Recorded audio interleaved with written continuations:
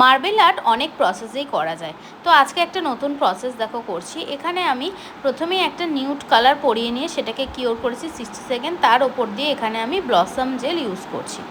Blossom jail use করার পর এখানে আমি ডটিং টুল দিয়ে ডট ডট করে নিচ্ছি। এটা কিন্তু একদম বিগিনার্সদের জন্য ভীষণই ইজি একটা প্রসেস, এবং ডটিং টুলে ডটিং করবে যখন, তখন একটু বেশি করে পলিশটা লাগাবে।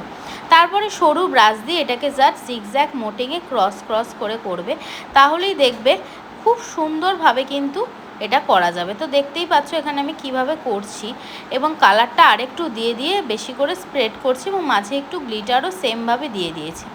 এবং এটা কিন্তু ভালো মতন জিগজ্যাগ করার পর একটু ওয়েট করতে হবে যাতে এটা ভালো মতন স্প্রেড করে।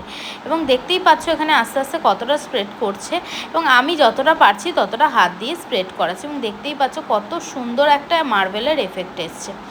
এবং এই প্রসেসটা ভীষণই সোজা, এবং যারা নতুন নতুন মার্বেল এফেক্ট করছো তাদের জন্য ভীষণ ইজি। এরপর এর ওপর দিয়ে টপ কোট দিয়ে সিল করে দিলেই কিন্তু আমাদের মার্বেল